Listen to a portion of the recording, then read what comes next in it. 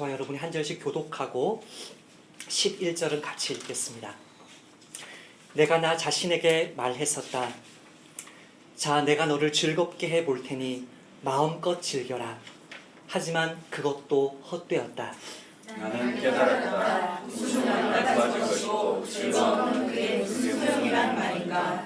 지혜를 추구한 나는 포도주로 나 자신을 즐겁게 함으로 마음속으로 탐구하였고 사람의 짧은 인생 동안 하늘 아래에서 무엇을 해야 좋을지 깨달음이 올 때까지 그 어리석음에 빠져보았다.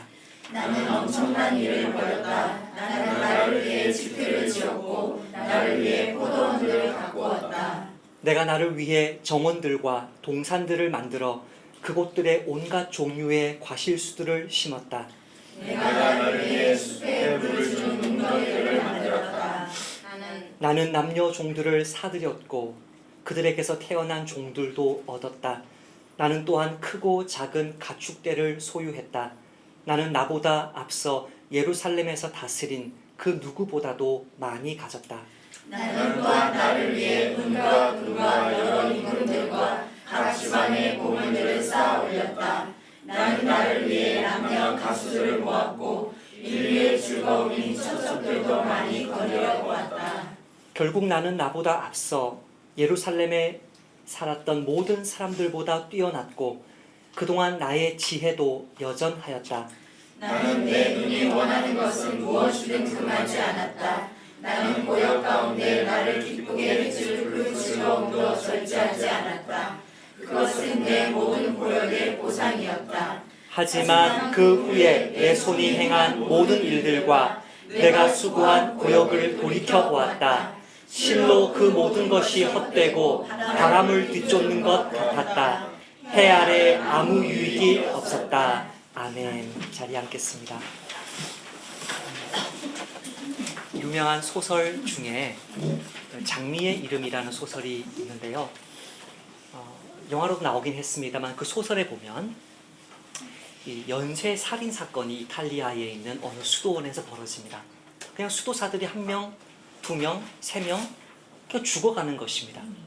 그리고 그 죽어간 사람들이 마치 하나님의 심판 때문에 죽은 것처럼 그 사람이 요한계시록에 나오는 재앙들의 모습으로 이제 죽습니다.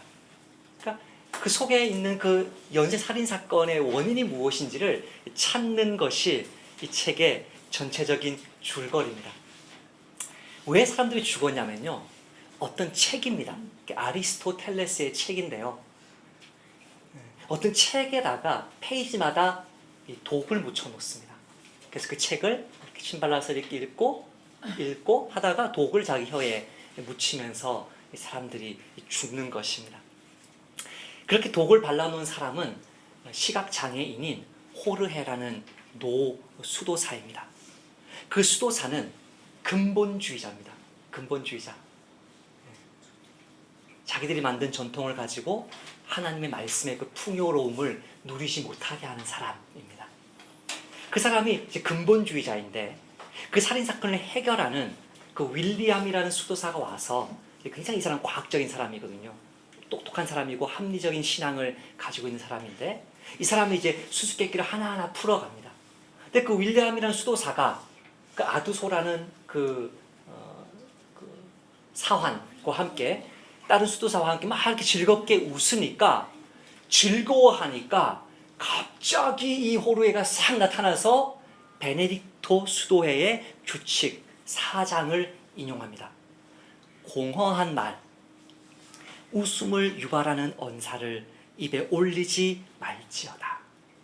웃는 것은 공허한 것이다. 즐거운 거, 유머스러한 거, 속된 것이다. 그런 말을 아예 입에 담지 말아라.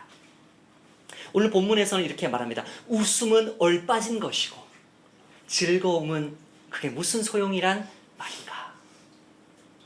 저는 베네딕토를 만나본 적이 없지만 저보다 1000년을 앞서 사신 분이니까 이분이 아마 전도서를 읽다가 이런 규칙을 만들지 않았을까. 웃는 게 죄고 웃는 게 백해무익하고 인간의 즐거움은 다 빼앗고 오직 경건, 오직 말씀과 기도, 이것이 신앙인 것처럼 말한 이 사람의 이 규칙이 전도서에서 나온 게 아닐까? 이번 주에 그런 생각을 해보았습니다. 30년 전입니다. 제 어릴 때 웃으면 복이 와요 라는 코미디 프로가 있어서 웃는 분들은 다 늙으신 분들이죠. 예. 예. 저 어릴 때입니다.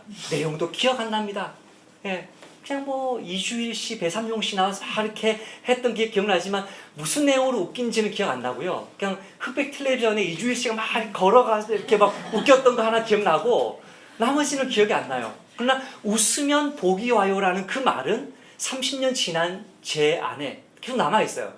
여러분 웃으면 복이 옵니까? 방금 여러분 비웃으셨죠? 웃으면 복이 옵니까? 근데 사람들이 웃으면 복이 온다 그럽니다. 우리 뇌가 이 진짜 재밌어가지고 웃는 것과 막 하하하 호호호 이래가지고 가짜로 막 웃기는 거를 구분하지 못한대요. 신기하죠? 하나님이 그렇게 만들어놨어요 우리 뇌를. 그렇게 일부러 웃는 것과 진짜 웃어서 웃는 거를 구분 못한대요. 그래서 막 일부러라도 막 웃으라는 거예요. 어디서 이런 거 해요? 웃음 치료? 암 환자 병동에서 해요. 암 환자 병동에서. 막 웃음 치료 막 우우 하면서 막 이렇게 환자들 놓고 막 해요. 그러니까 웃음 치료가 뭐냐고 보니까 웃으면요 우리 몸속에 백혈구가 늘어난대요. 그 백혈구가 우리 몸속에 있는 그 면역 세포들 중에 하나래요. 그러니까 사실 백혈구와 면역 세포는 전 다른 건 줄 알았는데 같은 거라고 해도 맞는 말이래요. 백혈구가 막 병균 잡아먹고요. 백혈구가 막 병균들을 죽이니까. 근데 그 백혈구, 그 면역 세포 중에서 NK 세포가 있다 그러네요. 내추럴 킬러 셀이라는데 이 NK 세포가 하하하 호호호 하면은 이게 늘어난대요 몸속에서. 그래서 이걸 늘어나게 해가지고 치유가 일어나도록 돕는 게 웃음 치료래요.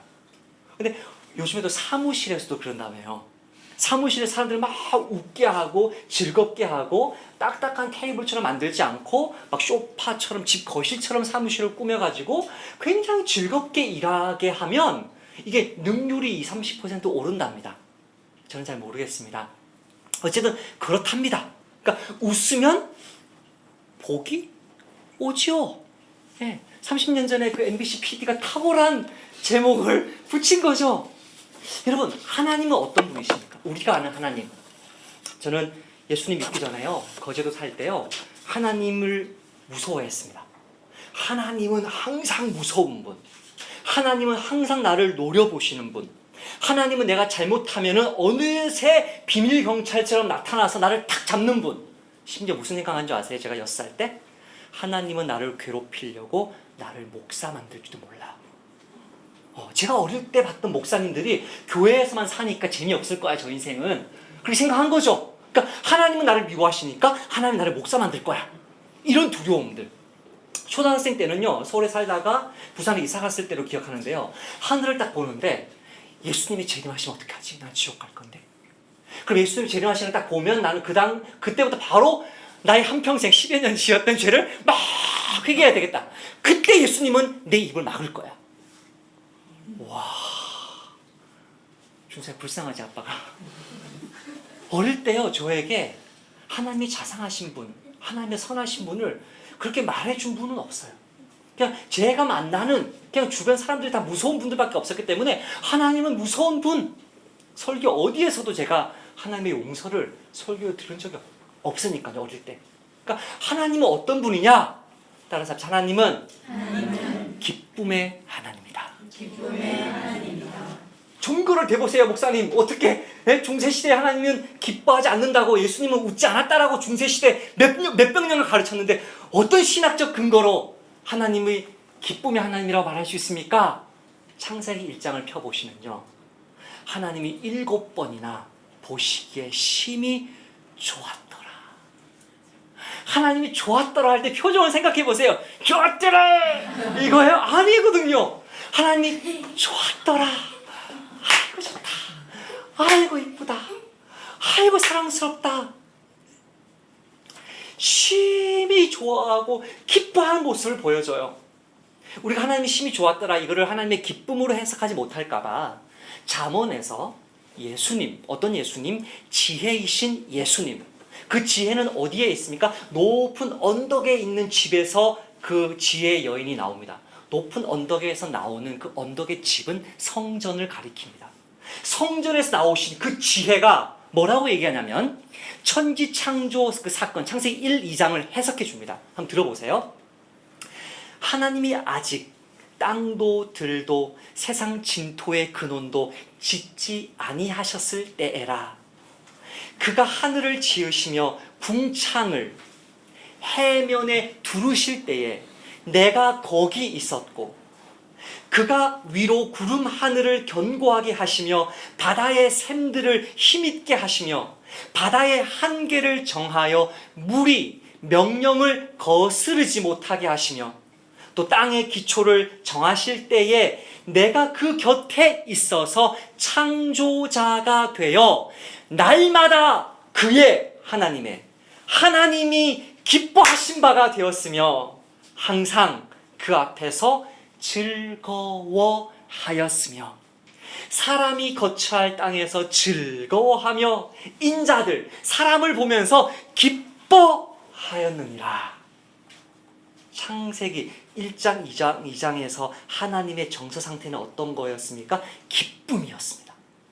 기뻐서 어쩔 줄 모르시는 하나님. 다윗이 이렇게 노래합니다. 여호와여, 영광이 영원히 계속할지며 자신께서 행하시는 일들로 말미암아 즐거워하시리로다. 하나님은 천지 창조할 때만 기쁜 게 아니고요, 이 땅에 통치하시면서 영광을 구하시는 그 모든 일을 통해 하나님 뭐 하신다고요? 즐거워하는 거예요. 즐거워. 하나님은 저와 여러분의 일상을 지켜보면서 뭐 하세요? 즐거워하세요. 나그네 교회가 개척된 걸 보면서 기뻐하세요.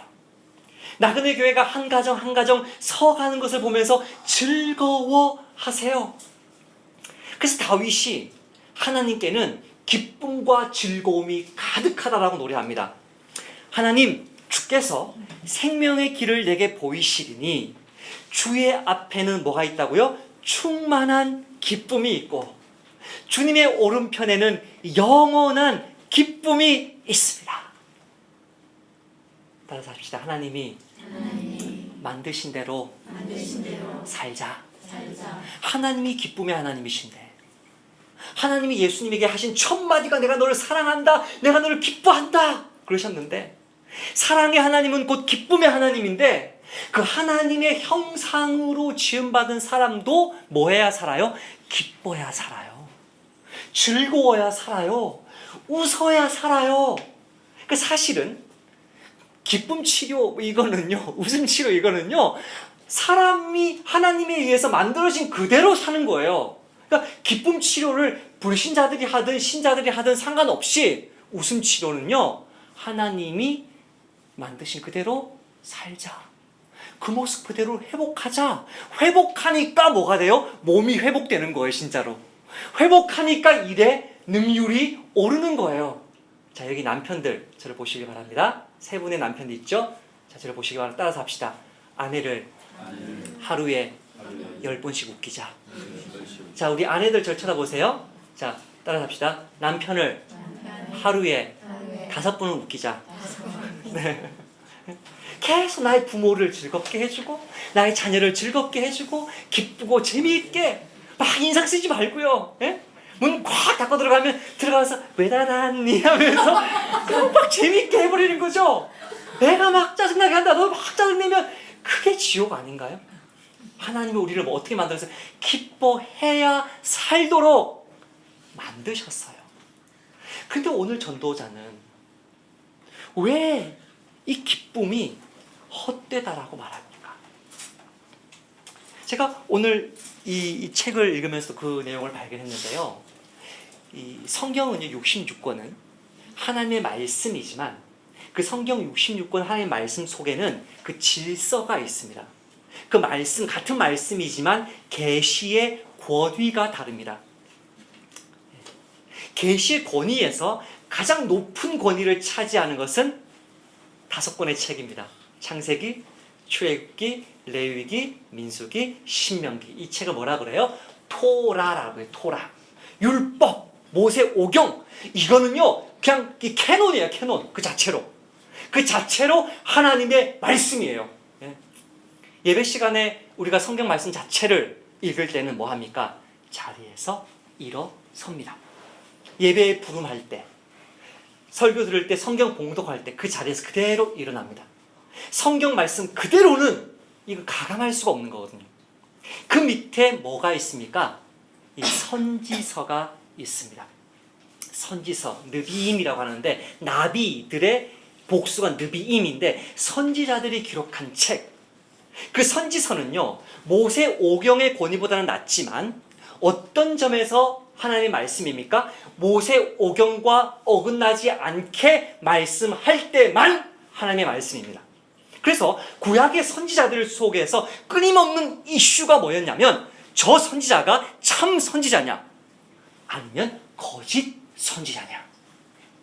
율법의 말씀과 일치되면 그 선지자의 예언은 참이고 율법을 떠나게 만들고 우상 숭배하게 만들고 하나님 앞에서 회개하지 않고 계속 이 성전이 무너지냐 이 성이 무너지냐 하나님이 지키시는 이 성전이 무너지겠냐 거짓말하면 거짓 선지자입니다. 오늘날로 말하면 뭐죠? 설교입니다. 설교는 하나님의 말씀을 선포하는 것이지만 모든 설교가 하나님의 말씀입니까? 아닙니다. 성경 말씀으로 끊임없이 베레아 교인처럼 그 말씀이 정말 그러한가 말씀 보면서 설교 들으면서 상고하는 거죠. 왜요? 설교 말씀 그 자체는 하나님의 말씀을 전하는 것이지만 성경 그대로 전할 수도 있고 사람의 생각과 거짓말을 섞어서 말할 수도 있습니다. 세 번째 권위가 무엇입니까? 성문서라고 하는데요. 케투빔, 헬라어로 케투빔 그러는데 토라, 느비임, 케투빔 해서 이게 타나크 하면 이게 세 개의 이 구약 성경의 이름인데, 그러니까 이 성문서는 우리나라 말로 말하면 뭐 시편, 뭐 잠언, 욥기, 심지어 뭐 다니엘도 들어갑니다. 역대 상하도 들어갑니다. 후반기에 역사 이후에, 그러니까 그 BC 500년도에 기록된 성경들은 다 성문서로 모아놨습니다. 이 성문서의 특징이 무엇입니까? 토라를 읽고 모세오경을 읽고 선지서를 읽고 내가 반응합니다. 뭐로? 찬양으로, 기도로, 간증으로 반응합니다. 여러분들이 기도 인도하실 때, 여러분이 간증하실 때 가급적이면 목사가 한번 봐도 됩니다. 그렇죠? 그래서 간증의 방향들이 나의 영광을 추구하는 방향으로 간다면 그 간증은 수정되어야 합니다. 간증이 자기의 과거의 죄를 말하긴 하지만 마치 그것이 나 뭐 마약도 해봤어, 나 깽이었는데 나 이거 했어, 이렇게 이 자기를 이렇게 드러내는 것이면 다 수정되어야 됩니다. 그 간증들 속에는 때로는 쓰라림이 있습니다. 때로는 하나님에 대한 원망이 들어있습니다. 하나님 저 자식 죽여주세요라는 저주가 들어있습니다. 그러나 그 찬양 가사들, 시편 그대로를 받으면서 우리는 어떻게 연결합니까? 예수님의 말씀을 기억합니다. 원수를 사랑하고 용서라는 말씀을 기억합니다. 그러나 어느 성경이 가장 우리 속을 긁어줍니까? 케투빔, 성문서가 우리 속을 가장 긁어줍니다. 저 원수를 죽여주시옵소서 할 때 그냥 속 시원한 거죠. 욥기에 있는 그 막 그 하소연들 들으면, 전도서에 있는 혐오한 이야기를 들으면 나도 그렇거든요. 나도 절망적이고 나도 너무나 힘들거든요. 그러니까 내 속은 긁어주지만 반드시 성문서는 율법에 의해서, 선지자에 의해서 점검받아야 되는 거죠. 그래서 전도서를 설명할 때 제가 3주 전에, 오늘 이제 새로 오신 분이 있어서 제가 설명하는 건데 3주 전에 뭐라고 얘기했습니까? 전도서는 전도서 마지막에 있는 그 네 구절, 율법과 선지자의 그 지혜의 말씀으로 분별해야 된다고 그랬죠. 오늘 이 전도자가 왜 기쁨을, 왜 웃음을 허망하고 헛되고 무가치한 것으로 볼 수밖에 없었습니까? 첫 번째 이유, 그 첫 번째 이유는 이 사람이 추구한 모든 즐거움이 감각적인 것이었습니다. 제가 여러분 주부에 이렇게 파란색으로 표시해놨습니다. 이 사람이 뭘 추구했는지 한번 봅시다. 이 사람 추구한 게 뭐였습니까? 3절에 가장 먼저 뭘 통해서 기쁨을 얻으려고 합니까? 포도주, 술로 기쁨을 얻으려고 합니다. 보수적인 신학자들은 솔로몬이 뭐 술 취했겠냐, 한번 맛을 봤지 않겠냐. 근데 3절을 잘 읽어보시면 흥건하게 먹었습니다. 포도주를 통해서 과연 기쁨이 있을까 해서 먹었는데 찾아온 것은 뭐밖에 없었어요? 숙취밖에 없었죠. 컨디션 먹어야 되는 거죠. 그러니까 포도주를 먹고 마시는데 그것이 결국 자기에게 기쁨을 주지 않았던 거죠. 이 사람이 마지막으로 추구하는 즐거움이 무엇입니까? 처첩들, 이성들, 네. 육체적인 쾌락들. 만약에 이 시대에 살았다면 어떤 즐거움도 추구할 수 있을까요? 이번 주에 제 친구, 말레이시아에 있는 제 선교사 친구가 이 목사님 이거 좀 꼭 읽어보십시오 말하면서 저한테 보내줬는데 졸비템인가요? 졸비템인가? 졸비템? 네? 졸비뎀인가 뭔가 하여튼 그게 수면제랍니다. 수면제. 졸비담?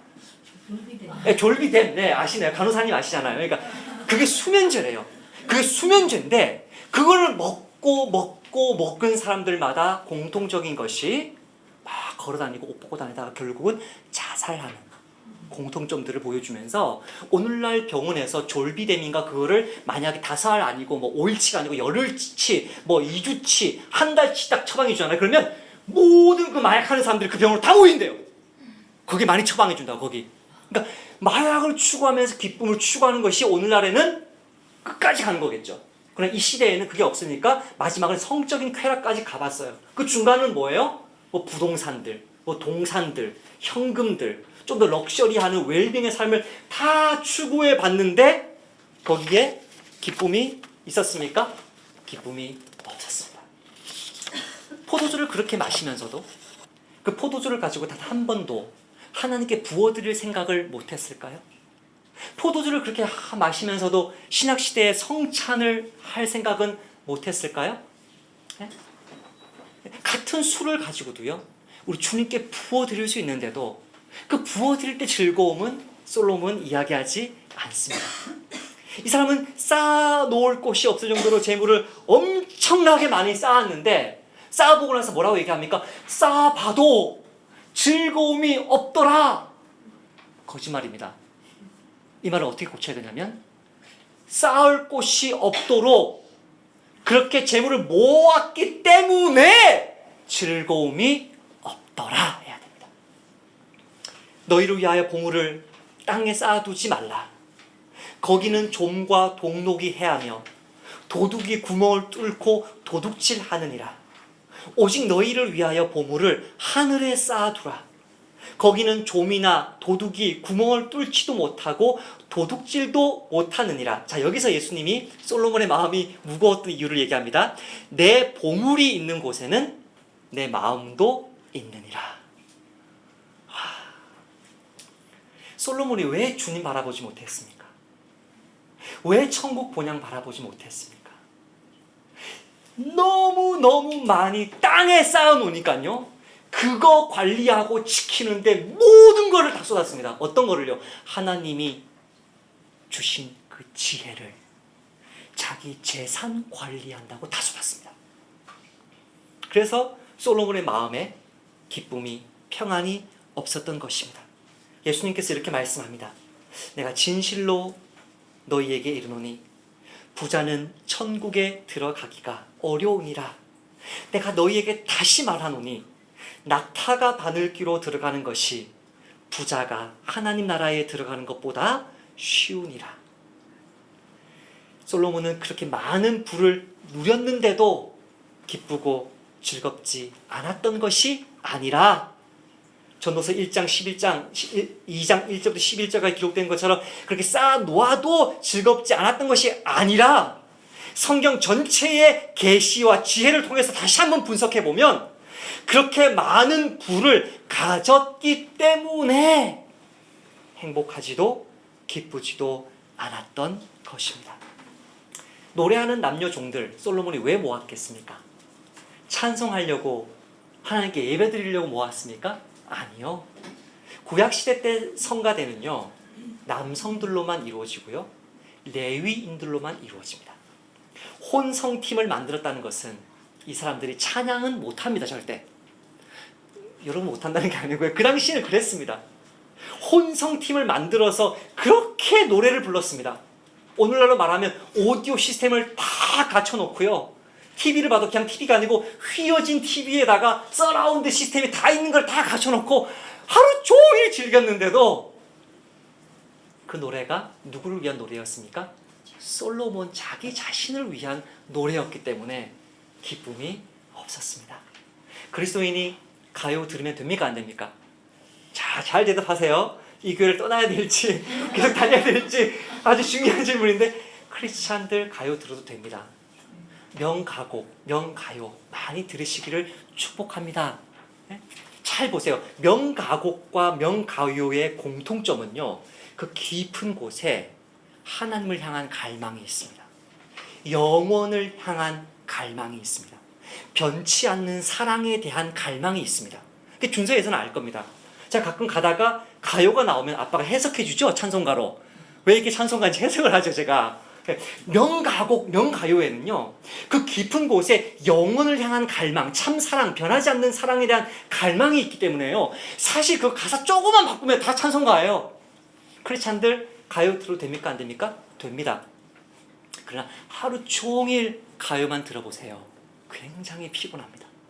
제가 좋아하는 뽕짝 그 트로트 노래 중에 이런 노래가 있습니다. 아따 참말이여 믿을 수 없겠는디 하나님 인간이 되셔 이 땅에 오셨다고. 아따 참말이여 믿을 수 없겠는디 하나님 날 위해 대신 죽어주셨다고. 이리저리 사방팔방 둘러봐도 어디가 이쁜 구석이 있어서 하나님이 친히 찾아오셔서 그 목숨을 내준단 말이요. 이런 노래가 있어요. 저 목사가 맛이 같다고 생각하시고 우리 장인어른 또 저를 혼내시겠지만 잘 보세요. 제가 이 찬송 들으면요, 죄송합니다, 이 트로트 들으면요 눈물이 핑 돕니다. 이 구작 전도사, 나중에 구작 목사가 됐는데 이 감신대 이 목사님이요, 엄마가 뽕짝과 트로트를 좋아한다고 아빠가 엄마를 너무 고생시켜가지고 엄마 삶 속에 너무 그늘진 엄마를 보면서 엄마를 어떻게 행복해 줄 수 있을까? 엄마는 뽕짝과 트로트만 불러주면 행복해하는 거죠. 그렇게 계속 부르다가 이 트로트와 뽕짝으로 만족이 안 돼가지고 이걸로 하나님을 찬송해 보니까요, 저를 비롯한 수많은 사람들의 눈물을 흘리게 만드는 거예요. 그 목숨 내준단 말이요, 날 위해서. 예? 트로트도요, 뽕짝도요. 예? 이게 하나님 찬송하지 않으면 만족이 없어요. 크리스찬 가수들이 아무리 세속 노래를 불러도요, 그 크리스찬 가수들, 미국이든 한국이든 공통점이 있습니다. 꼭 찬송 냅니다. 이게 죄를 많이 지어서 속죄를 위해서 내는지는 모르겠는데 그 찬송을 들어보면요, 야, 정말 좋아요. 이 사람의 주신 이 목소리, 이 은사를 하나님을 위해서 부르는 이 찬송에서 참 기쁨과 만족을 찾아요. 솔로몬이 다윗이 시편 23편 1절에서 이야기했던 여호와는 나의 목자시니 내게 부족함이 없으리로다. 그 하나, 이 한 절 가사로 솔로몬의 모든 허망함을 다 해결할 수 있는데, 그 가수들을 통해서 하루 종일 한평생 자기를 위한 러브 스토리, 그런 이야기 들으니까 솔로몬의 한평생에 만족이 없었습니다. 그가 한평생 누렸던 그 쾌락의 끝판왕인 수많은 파트너들, 수많은 여인들, 수많은 남자들, 처첩들, 그렇게 많이 거느려도 기쁨이 없었던 것이 아니라 그렇게 많이 거느렸기 때문에 기쁨이 없었습니다. 자, 이번 주에 그런 어리석은 시간 낭비를 했습니다. 교회 예산도 한 2,000원, 2,500원 낭비했습니다. 순간 판단 착오 때문에. 지난 수요일 오전 9시경인데요. 수요 예배를 위해, 수요 성경 공부를 위해서 이제 강남으로 가야 되는데, 가방은, 항상 제 가방은 공부 못하는 사람들 무겁잖아요. 하루 차 있고. 이 가방을 들고 이제 죽전역까지 걸어가서 분당선을 타고 쭉 올라옵니다.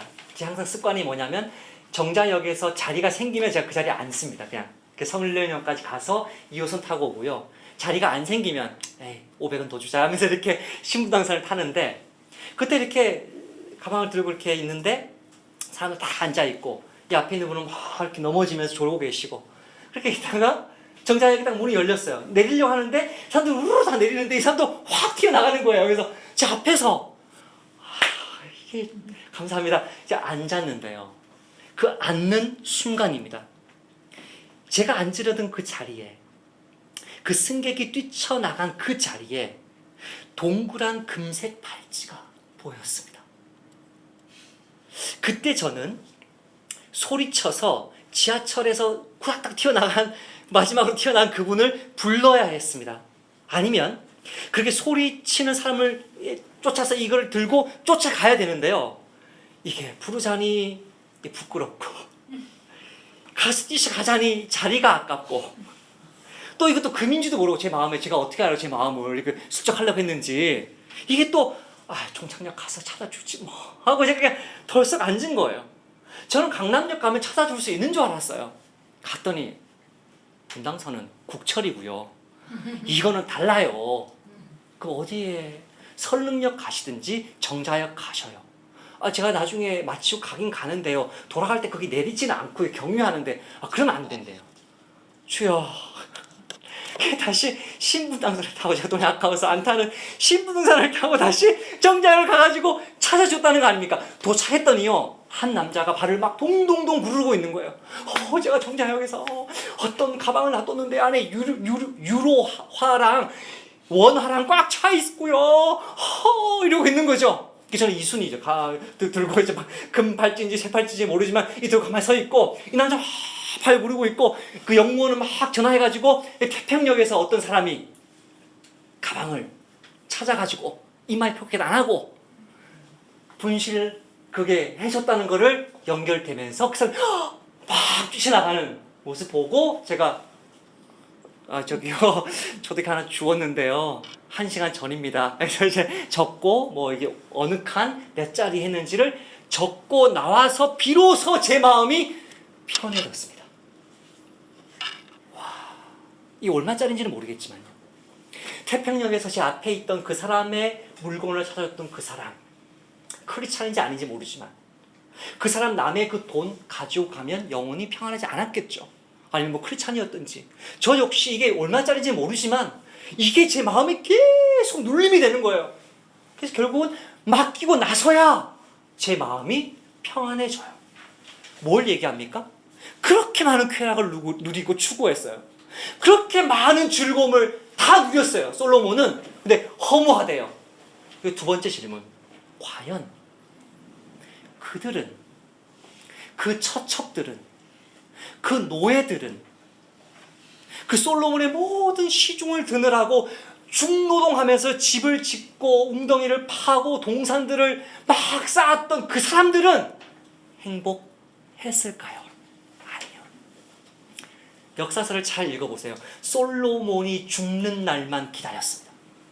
우리 교회 옆에 종로에 자교교회가 있는데요. 자교교회가 그 자교가 뭐냐면 경복궁과 그 옆에 있는 그 비구니들 거쳐 궁전 같은 절이 있습니다. 거기를 연결시키는 다리가 자교입니다. 거기 옆에 있는 세워진 교회라 그래서 그 자교교회라 그랬는데 거기 왜 비구니들이 많냐면요. 조선의 왕들이 죽으면 그 처첩들은 전부 다 뭐 합니까? 비구니밖에 할 수 없어요. 처첩들은 행복했을까요? 아니요.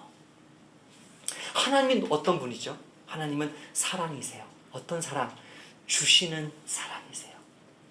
주시는 사랑이신 하나님이 그분의 형상으로 우리를 창조했는데 우리의 하나님의 형상으로 만들어진 우리가 다른 사람들의 피를 다른 사람들의 돈을 뺏어가면서 내 배를 채울 때 과연 행복할까요? 아니요. 아니요. 다윗이요. 어느 날 전투하다가 목이 너무나 말랐어. 우리 하원이 이 얘기 알 거예요. 목이 너무나 말라가지고 이 새 용사한테 얘들아 목이 너무 마르다. 나 물 좀 떠줄 수 있겠니? 저 베들레헴 그 베들레헴이 지금 누가 다스리고 있어요? 누가 지배하고 있어요? 블레셋이 꽉 차 있는 저 베들레헴에서 저 샘물 한 그릇 좀 떠다오. 그래서 이 새 용사가요 그 적진을 뚫고 들어가서 샘물을 떠와요. 마시려고 할 때 하나님이 다윗을 책망해요. 다윗이 뭐라고 말하냐면 다윗이 마시기를 기뻐하지 아니하고 그 물을 여호와께 부어드리고 이르되 내 하나님이여 내가 결단코 죽는 한이 있어도 결단코 이런 일을 하지 아니하리이다. 생명을 돌아보지 아니하고 갔던 이 사람들의 피를 내가 어찌 마시리이까? 이 사람이 자기 생명을 걸고 번 그 돈, 그 물, 그 모든 노동력을 내가 착취할 수는 없습니다, 주님. 그것은 그 사람의 피입니다. 피 빨아먹는 벌레가 뭐죠? 거머리입니다. 잠언에서 이렇게 말합니다. 거머리한테는 딸이 두 마리 있다. 그 거머리는 끊임없이 뭐라고 말하냐면 다고 한다. 끊임없이 달라 말한다. 나 자신을 위해서, 나의 쾌락을 위해서, 나의 정욕을 위해서 끊임없이 다른 사람들을 착취하면서 살았던 인생이 누구였습니까? 솔로몬입니다. 죄송하지만 솔로몬인 회개했다는 기록이 성경에 없습니다. 우리도 모르게 역사서가 기록하지 못하게 회개하고 죽었다면 천국에서 솔로몬 만나겠지만 그렇지 않다면 솔로몬 만날 수 없습니다. 배교자는 회개하지 못합니다. 끊임없이 남을 위해서 살았던 그런 사람이 아니라 자기 자신만을 위해 살았던 사람이기 때문에 그 쾌락 때문에 잠시 웃고 즐기다가도 잠언 14장 13절 말씀처럼 그의 영혼은, 솔로몬의 영혼은, 전도자의 영혼은 웃을 때에도 마음에 슬픔이 있고 즐거움의 끝에도 근심이 있었습니다. 본문 서두에서 전도자는 자기 자신을 향해서 이렇게 말했습니다. 자, 내가 너를 즐겁게 해볼 테니까 마음껏 즐겨라. 이 세상 어느 누가 나보다 더 많은 엄청난 일을 벌여보았느냐? 4절에서 그렇게 말했습니다. 그러나 그의 아버지였던 다윗은 시편 131편에서 이렇게 말합니다. 여호와여, 내 마음이 교만하지 아니하고 내 눈이 오만하지 아니하오며 내가 큰 일과 감당하지 못할 놀라운 일을 하려고 힘쓰지 아니하나이다. 솔로몬은 한평생 금하지 않고 절제하지 않고 모든 쾌락을 다 누렸지만 기쁨이 없었다라고, 허무하다라고 말했지만 사도 바울은 갈라디아서 5장 22절에서 이렇게 말합니다. 오직 성령의 열매는 사랑과 희락과 오래 참음과 자비와 양성과 충성과 온유와 절제니. 성령의 열매가 9가지가 아닙니다. 여기는 절대 따옴표가 기록되어 있지 않아요. 여러분 성경 보시면 나오는데요. 이 9가지 열매는 성령의 열매를 가진 사람의 9가지 모습을 말하는 겁니다. 절대 기쁨이 있는데 절제가 없다? 이게 불가능합니다. 절제가 있어야만 그 사람은 온유하고요. 자기 절제를 하는 사람만 충성할 수 있고요. 자기 절제를 할 수 있는 사람만 선을 행할 수 있고요. 절제하는 사람만 자비하고 오래 참을 수 있고요. 기뻐할 수 있고요. 사랑할 수 있어요. 한 가지 열매입니다. 성령의 열매는 분리되지 않습니다. 기쁨은 절제를 통해서만 옵니다. 솔로몬은 절제하지 못했기 때문에 기쁨이 없었습니다. 말씀을 맺겠습니다. 제가 오늘 아침에 우리 교회 밴드에, 또 밴드에 가입 안 하신 분들은 카톡에 이렇게 제가 사진 몇 장을 올려두었습니다. 그 사진들은 제가 소코트라에 살았던 그 집의 그 사진들입니다. 저는 오늘 말씀을 묵상하면서 참 이상했습니다. 저는 그 황무했던 그 집, 모든 건설 자재들, 쓰레기들, 돌멩이들, 바위들, 돌을 쌓으면서 날카롭게 이렇게 이 칼날처럼 쪼개놓은 무수한 것들을 6개월 동안 그 쓰레기를 이제 치웠고요. 6개월 지나서는 이제 거기에 이제 바위들은 이제 틀을 만들고 밭을 만들고 거기에 채소를 심어서 마음껏 나눠 먹었습니다. 그 노동하면서 물론 이제 혼은 났어요. 제 아내한테 머리 빠진다 여보, 살 빠진다 여보, 너 놓고 죽으면 어째, 이런 마음이었죠. 그래서 우리 아이들과 함께 일하면서 우리 엄마는 혹시 배짱이가 아닐까 이렇게 우리 의심하면서 이렇게 했는데, 그 막 채소가 잘하니까 그제야 마님이 나오셔서 그걸 따가지고 막 먹였어요. 예? 제가 그 먹인 사진들 다 찍어놨거든요. 아내가 요리한 사진들. 그걸 올리려다가 여러분이 설교가 아니고 먹방이라 그럴까봐 제가 그 먹는 사진들만 다 빼고, 우리 집에 와서 초대받았던 그 현지인들 같이 우리 그 마당에 돌 깔아놓은 그 마당에 그 웃는 그 매튜와 톰과 그 친구들 사진만 올려두었습니다. 저는 그 2년이요 너무너무 행복했습니다. 집을 짓고 밭을 가꾸고 야채, 여러분 그냥 야채지만 소코트라에서는 야채는 금이에요. 금. 야채가 없는 섬이기 때문에 그 금과 같은 야채를 동료 사역자들에게 뜯어줄 때의 그 기쁨들, 저는 정말 기뻤습니다. 저는 이번 주도 내 가정을 만납니다. 약속을 잡았습니다. 왜요? 저는 목사니까 약속을 잡아야 됩니다. 그러나 여러분은 약속 잡지 않아도 그냥 여러분의 기억터에 사람들이 깔려 있습니다. 무엇을 추구하겠습니까?